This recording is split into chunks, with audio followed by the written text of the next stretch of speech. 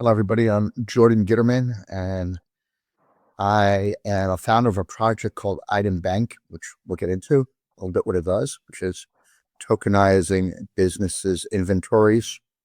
There's many layers to the project. I'm also an event organizer, mostly in Palm Beach County, Florida, although we just had an event recently in Fort Lauderdale, and they're technology events. The name of the company is Crypto Connect, and what we do is we connect the technology community. We're really the only event organizer that focuses on blockchain and also an AI in Palm Beach County. There are other meetups, but there's very few events. So that's really what I focus on these days. Diversified game. Learn how to start, run, and sustain your business. Hey, it's Kellen, and today on Diversified Game, Sir Jordan is going to give us the game on ItemBank and some of the education as well that you just heard him say. This, you guys, we're not giving anybody financial advice. Anybody who is confused and says, I don't know what all these three-letter symbols and different words are. Well, listen, learn with an open mind. We don't have a get-rich-quick scheme on here. This isn't that podcast. This is about education so you can learn what you don't know. Jordan, welcome to the show. How you doing today? Doing great. Thank you so much for having me. And I had to give that because so many people are online saying blockchain. I just became a millionaire, a gazillionaire, a trillionaire. And I don't know if you find this true or not, but I find that the people who are the less informed have the most to say about things they don't understand. So if they hear something, everything is a scam. And so I just wanted to clear that up. And we're not forcing anybody to come join, invest. We're just giving information. So again, let people know ItemBank, how can they use it, whether they're in America or maybe even Rwanda, the Philippines, how can they use it, and we'll simplify it for them to, the best of our abilities. Like I mentioned, ItemBank has many layers to it. So we're kind of in layer one. And that's indicative of the maturation of the blockchain technology and also having AI now involved in the project. And it shows that really the industry is still very much in its infancy. And so the big trend at the moment is that most everything is being tokenized. And if one were to read up on it, you'll note that, for example, Larry Fink of BlackRock, along with State Street and other major companies, are in the process now of actually tokenizing the stock market. Money market funds have been tokenized. Real estate's now being tokenized. The big push has definitely been in the financial markets. So what ItemBank focuses on is the tokenization of businesses' inventories. And eventually it'll go into services also, but right now it's inventories. And we're tokenizing them at the moment solely for marketing purposes. So businesses will be able to put their inventories onto Web3. And what we're doing on Web3 is like, we call it like billboards on the blockchain. And so, and like in my former life, I was a real estate guy. And I used to put signs up on buildings. You pay, let's say $100 or $200 or whatever it is to put a sign up, but it lasts for years and you keep getting phone calls for years. And so we're at the point in Web3 now where blockchain explorers are being used like internet explorers, where people are actually starting now to use blockchain explorers as a search engine. So what this is a very cost-effective way of getting a permanent advertisement up on a blockchain. So the opportunity now is for business owners to actually to get the inventories on the blockchain. It's inexpensive as advertising goes. And the other opportunity is if someone really loves what I'm saying and they wanted to facilitate this, you can earn a commission by getting businesses to do that. So those would be the two current opportunities with ItemBank, but the project gets quite deep. And there's many more opportunities to come that we're working on. You've tried it your way, but you're still in debt. Or maybe you're doing okay, but want to invest smarter, grow faster. 𝐿𝐼𝐴X.ai gives you real step-by-step strategies to ditch debt or stack wealth. Stop dreaming and start planning. Visit 𝐿𝐼𝐴X.ai today. I want you to be the next millionaire next door. And when people hear that, the folks who say, what do you mean tokenize? Does that mean that I can, buy a car on what they call the Web3 that I've never been on, and it sounds like the dark web to me, and then I can actually get the car in real life? Can you break that down for, the person who they're not just skeptical, they might have just heard it for the first time while driving in their car? No, actually, it's an excellent question. And I probably should have asked you further the level of knowledge your audience has, because if you go into a business, let's say, and you said, Jordan, that really resonated with me. I want to, go out. I want to work with ItemBank and I want to bring business in. Well, I would never tell you to go into a business and say, hey, we're going to tokenize your inventories. I would say, hey, let's put the business onto Web3, because people kind of have an understanding that Web3 is an advancement to what we have currently. We're in Web 2, but tokenization means a digital representation, in this case, of a business's inventory. So if we have, if you're a hardware store and you have thousands of the same wrenches, you're going to put like a classified ad almost on the blockchain. It's almost what tokenization is. And eventually it can represent, the tokens can represent the actual ownership. And yes, you can actually trade one token for another token or get paid for that token. And yes, you can buy the item, like or through ItemBank right now, and looking at the tokens that we're putting up there. But the tokens, they don't represent the ownership. They just represent, like, let's say, like the business had 1,000 wrenches for sale. They're all the same wrench. It just represents the price of the wrench and, where the wrench is located. And in the tokens metadata, it's just data. You might find that, the merchant's address, the description of the wrench, or the brand of the wrench, stuff like that. So it's an advertisement for the moment. But yes, they can represent ownership of, and they will more and more represent ownership of the tokens, and they'll actually start trading for each other. And that's the evolution of Web3 and also of my project ItemBank.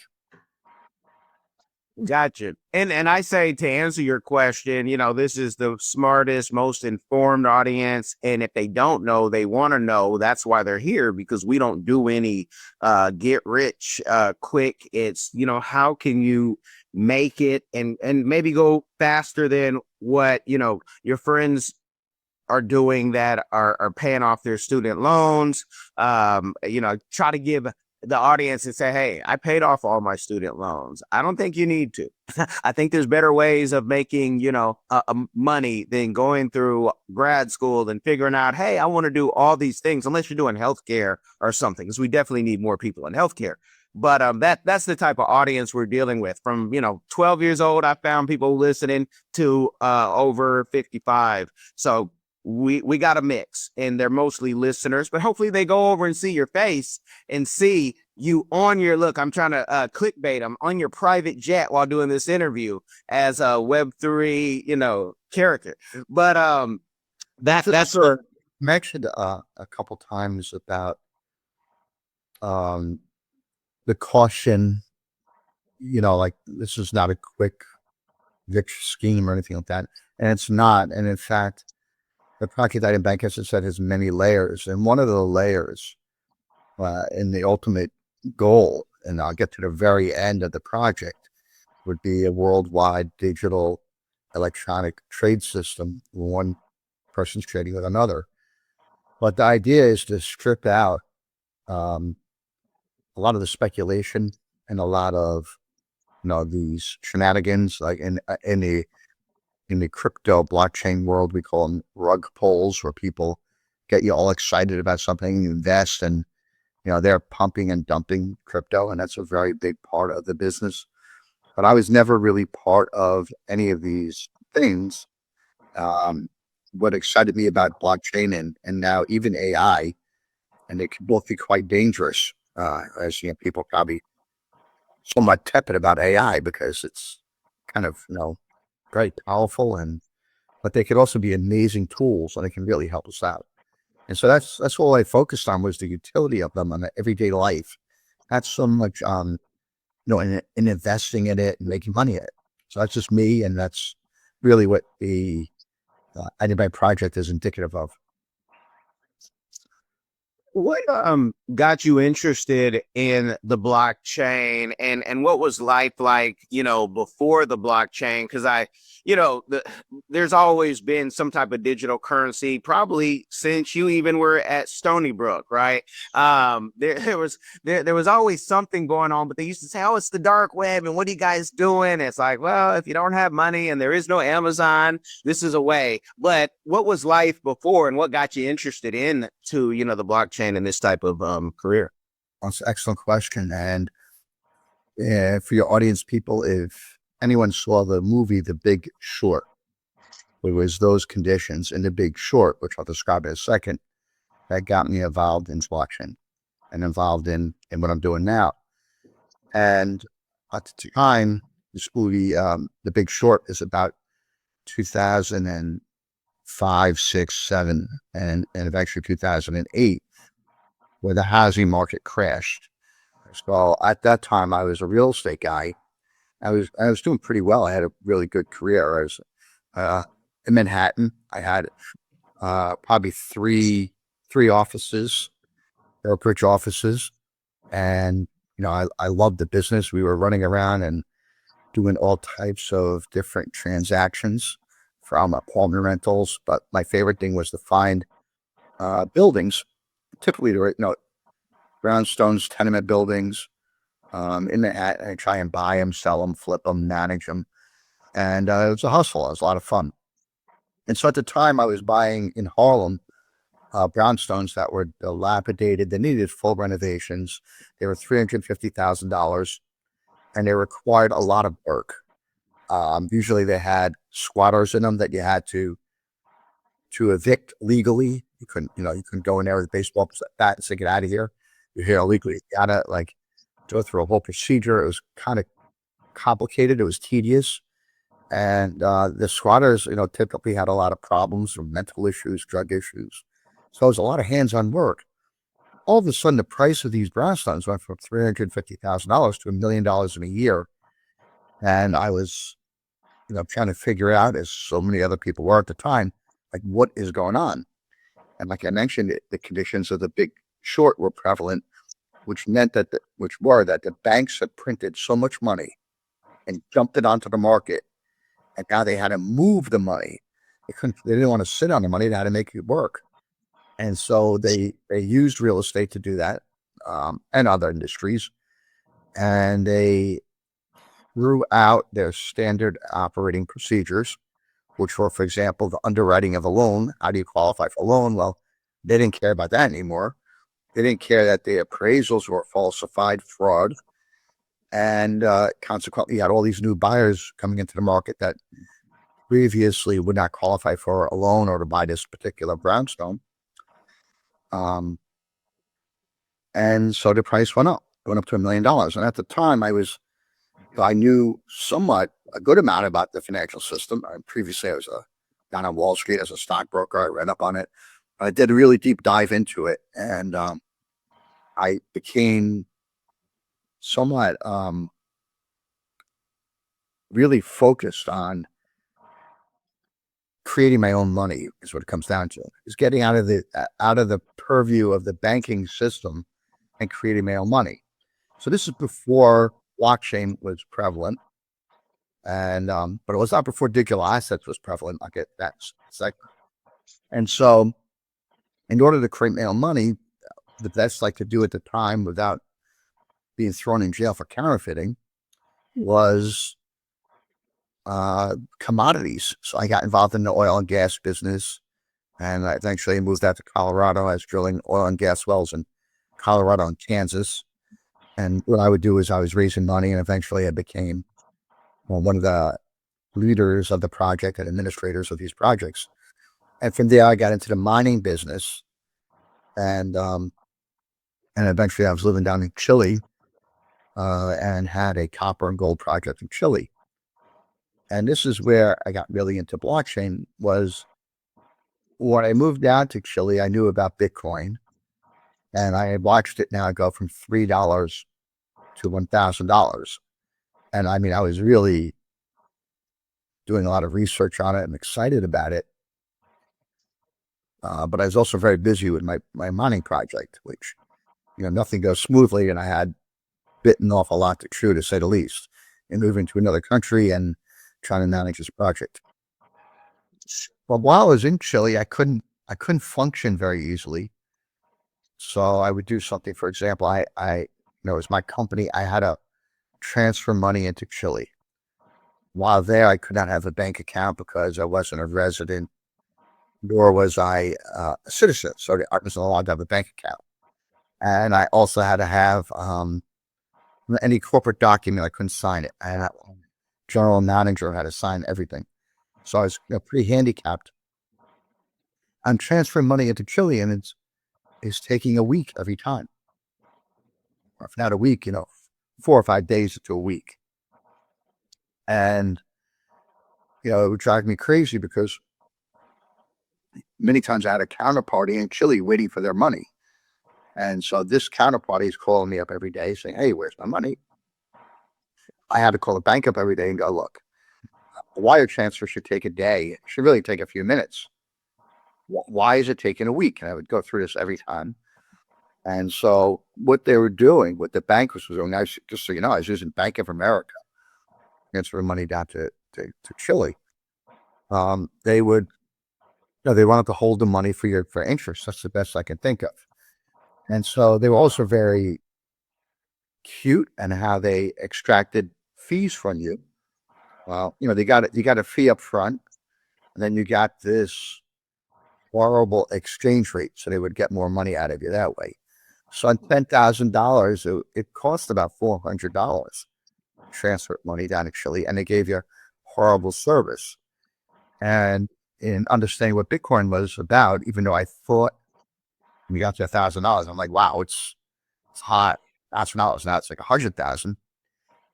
So I was determined to start using Bitcoin. And then I was fortunate that I had somebody introduced me to somebody who came into my office who educated me on what tokenization was. That was something that I learned. And when I got a grip of what tokenization was, I was determined to get into using tokenization. And so that's how I really got into the project. And the idea was to tokenize direct trade. We all know that in the United States as bartering. And the barter community in the United States, where they created barter exchanges, is nearing 60 years old now. And the barter community always had a virtual currency. As we mentioned earlier, virtual currencies did exist. And the barter community had them for about 60 years now.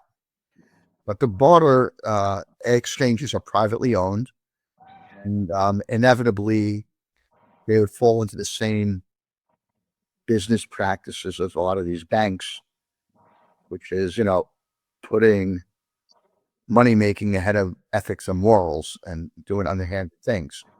So the idea of putting barter inventory on the blockchain and the barter currencies on the blockchain would, I believed, was going to eliminate a lot of the misdeeds that these exchanges were doing by the transparency a blockchain offers. It's also immutability, mutable, meaning that once it's entered in the blockchain, you cannot change it. You can change it by doing an addendum to it, but you can't erase it. So these characteristics I was excited about, and I thought they would actually change, how business is being done. And that's really what I've been working on. This is now 8 years now since. Are you a successful entrepreneur or one in training? You've got the vision, but do you have the right partner to build your brand, your team, and your future online and off? At CPRfirm.com, we offer expert consulting, financial guidance, and life coaching because we believe in doing life with our clients. After all, what is it for a man to gain the world and lose his soul? Founded by Kellen and Jordan, we help our clients not only succeed, but plan to retire rich. Your business deserves the best. Start building your legacy today at CPRfirm.com. Wow.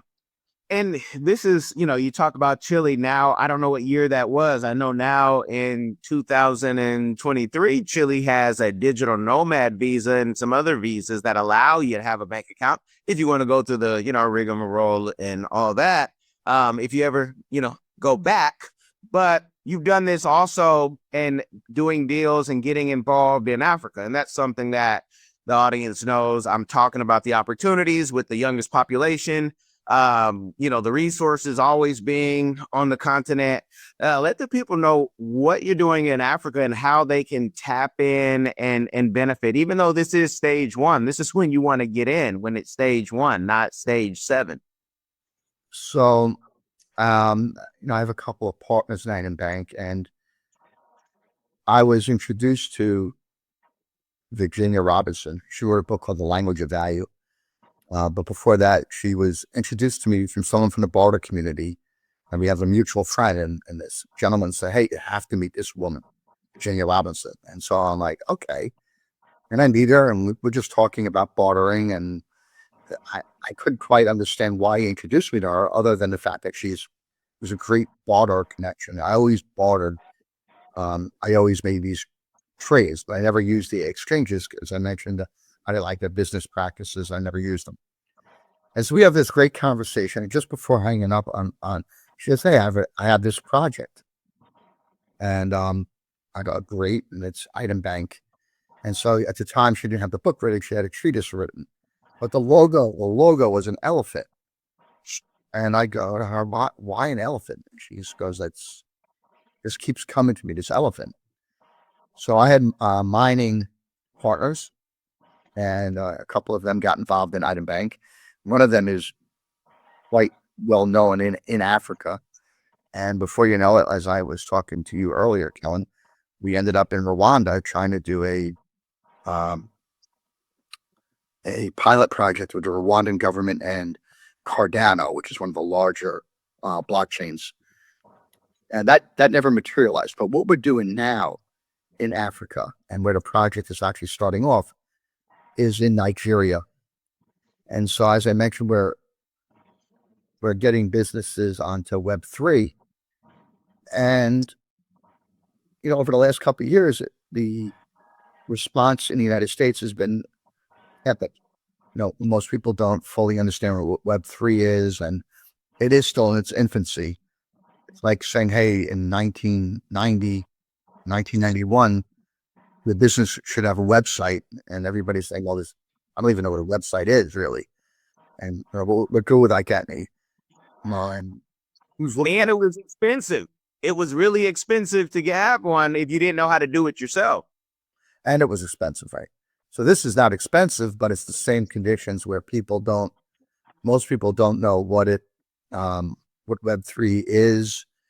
And if you explain the advantages to somebody about what Web3 is, it's like how many people are on it, and it's still in its infancy. But the Nigerians, I'm very impressed with them. In the United States, someone have this reputation as being these, scam artists, and some of them are for sure. But to do some of the scams that people are angry at them for, you have to be highly intelligent. And so you have this really highly intelligent population that do understand, what technology will bring us, and that do want to work on this and are now bringing business inventories to us to be tokenized. And so that's where we're really starting off, actually. It's in Nigeria. And, I'll just give you an example. Like one of the gentlemen he's an architect.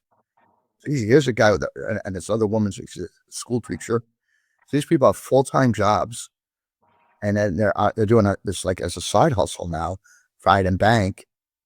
And they both, these two people I'm using as examples, they both desire obviously that what they're doing with ItemBank takes off, and they'll do it on a more full-time basis. But you have a population in Nigeria that's very young, very astute, very educated, and I really appreciate them. I love talking to them, and that's really seems to be where we have a foothold in right now. And I was on a somebody asked me the other day where would you start? And Nigeria is, if I thought it out, this happened by just like intuition, really. But if I thought it out, made a business plan, I might say we should start Nigeria, because all of the demographics are there. And they have one of the fastest growing economies. They have a big population. There's over 200 million Nigerians, and they do understand the technology.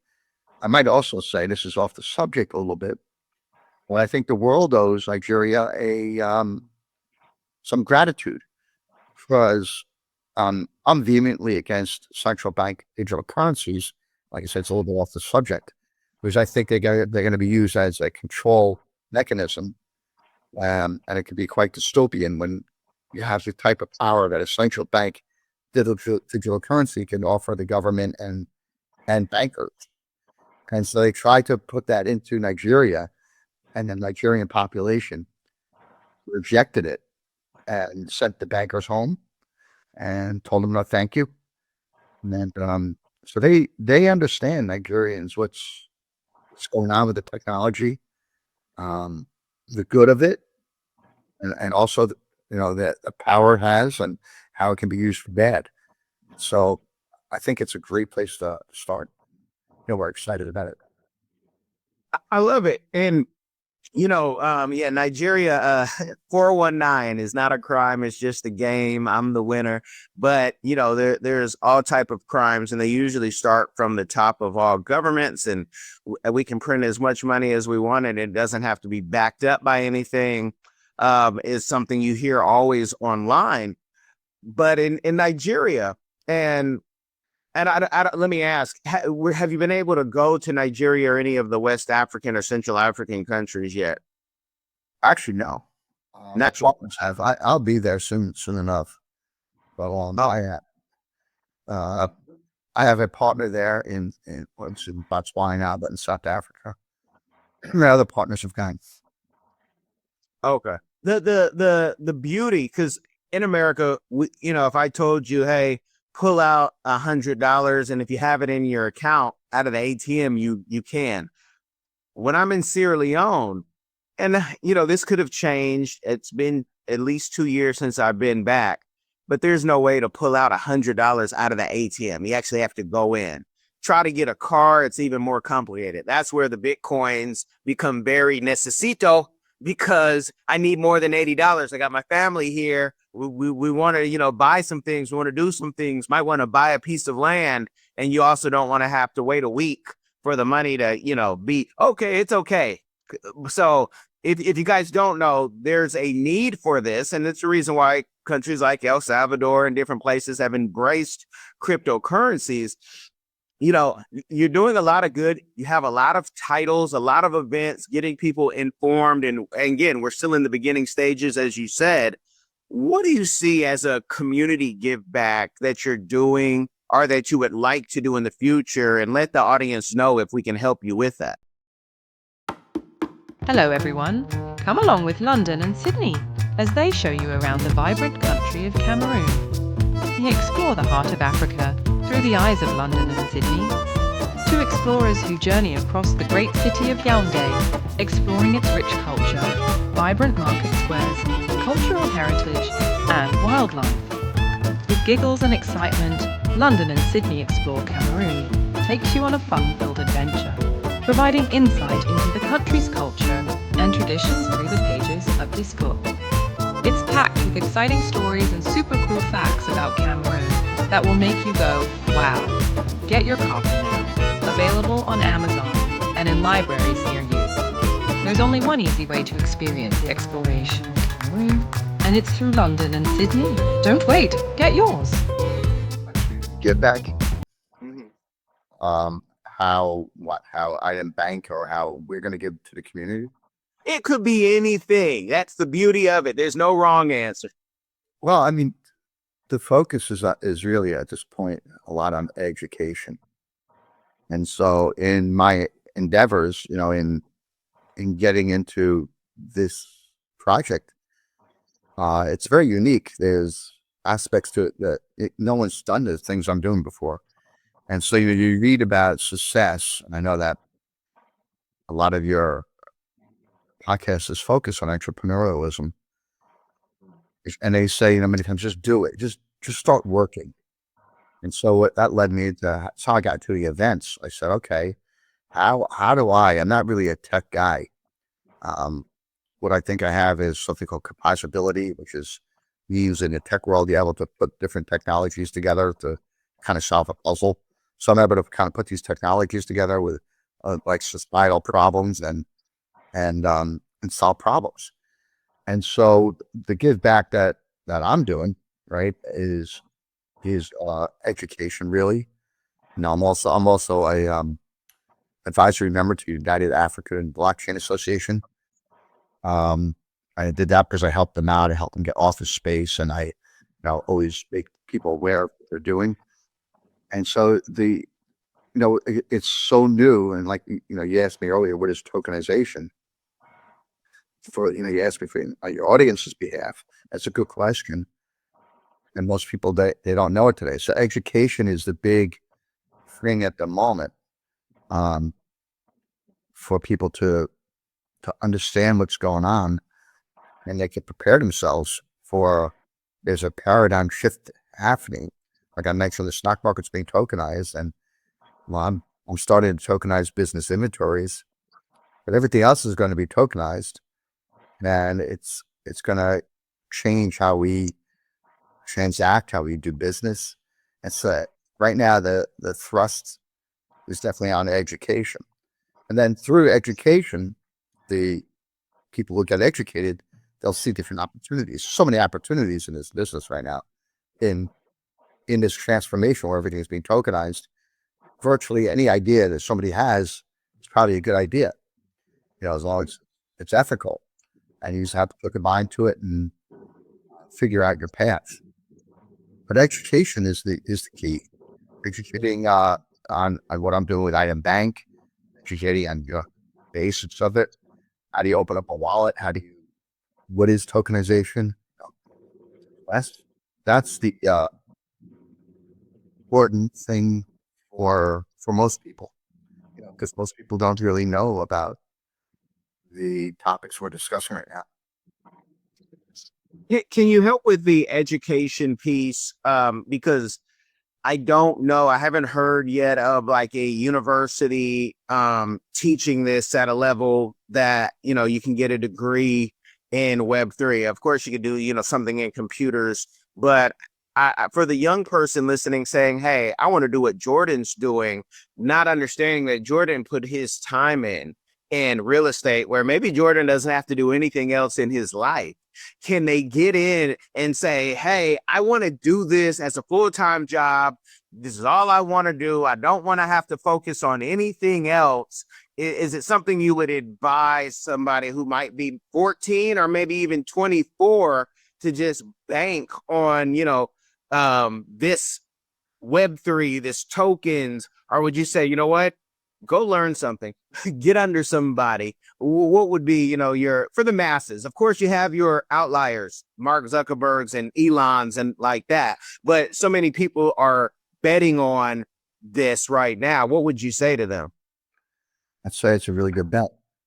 I'd say that, when, for example, AI, one of the big alarming things people talk about AI is the cloud transformation, and it's going to eliminate, millions and millions of jobs. But, if you are in the AI business, you're pretty safe. And so there is a paradigm shift. It's not just, AI, it's really other technologies too. And so there was an interesting article I read where people would, when people were first starting to use the internet, and you'd have a company that would say, I'm a web company, I'm an internet company. And it might be a real estate company. They had a website before everybody else, and they're like, I'm a web company. And now nobody says that anymore because everybody has a website. And I think that's going to happen with what we're calling Web3 or tokenization. Virtually, no one's going to say, it's tokenization. You're going to be, everybody's going to be into it. So every industry will be tokenized. So yeah, if you're selling hardware stores, you're not going to say I'm a web-based hardware store, because now virtually every hardware store has a website. Home Depot has a website. Lowe's has a website. Any medium chain hardware store has websites. They're not saying, hey, I'm a web-based hardware store. So it's going to happen with tokenization. As I mentioned, they're well on the way in the planning stages, and in the action stages, that something called money market funds, which is a huge industry. And they're right now being tokenized. And a major, traditional finance players are tokenizing the money market fund right now. What is a little frustrating, I may say, and it's a little bit of an aside, is that the business is taking a while to get to this point. Part of it was our previous administration was very against it, and also very against even AI. So now we have a new administration, and they're very pro, and they've opened it up. So in the United States, that was one of the major issues holding back the industry, is regulation. And it's still a problem worldwide. Regulation is still a problem, and that's clearing up. But the technology is advancing quickly, and I lost a little bit of my train of thought, but the technology is advancing very quickly, and these projects are coming out to market. Well, what I was going to say, what was frustrating is you have a lot of pioneers that been curling at this for a while, and then with a little traction, now some of the regulation is cleared up, and these large institutions have just plowed right in, and they're kind of leading the way because they're throwing so much money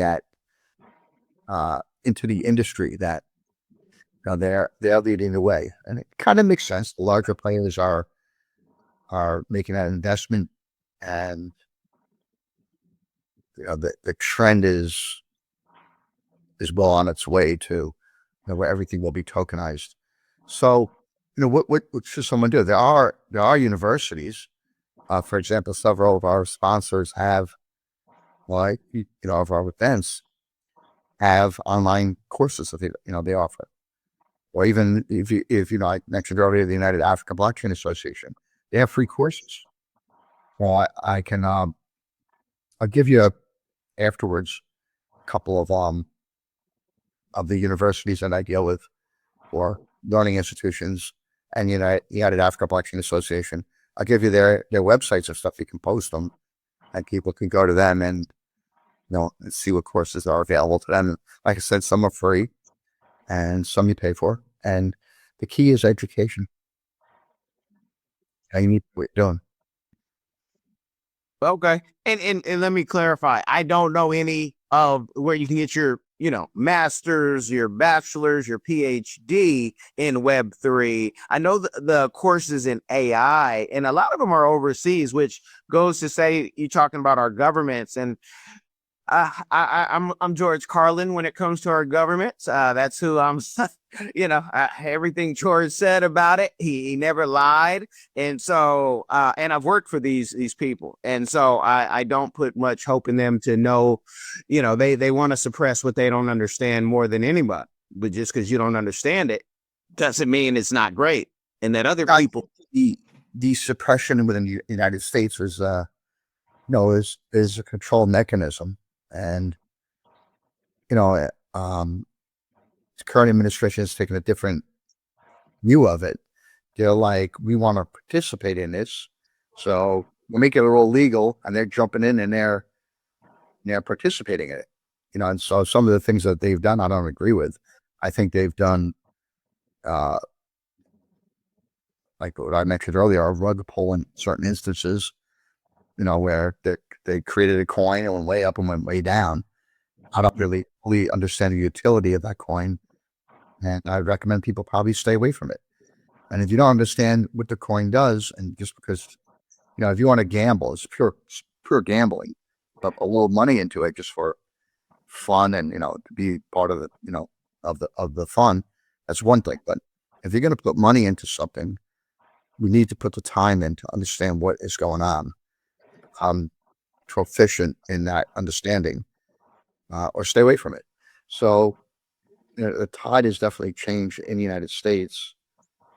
The United States drove these businesses overseas, all over the place, and now they're attempting to open it up, which is a good thing to open it up and bring this business back to the United States, and it's happening.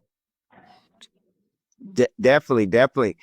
And I'm wrapping things up, but I want you. We talked about education a lot, and I want to know: are you planning on releasing your book, talking about your life and why you got into this, or like The Big Short, which is a great movie, and even like The Bank of Dave, right? Great movies you guys should go watch. But any plans, and where can people, find you for more information so they can, because this thing is changing so quick. Every day there's a new AI company, and now people are, white labeling GPTs and saying, hey, I'm an AI company, not knowing how to code, calling themselves vibe coders, which is kind of cool. Like we're getting to new levels in this. But, what can we expect from you personally before your tech talk comes? I'm trying to catch it. Trying to get the information before my TED talk comes. Yeah, I'm just going to continue advancing the ItemBank.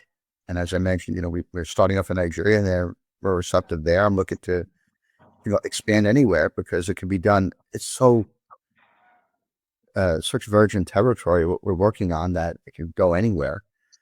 And the key is education even for ItemBank, because people don't, as I talked about for a while, they don't understand what tokenization is. They really don't understand even what Web 3 is.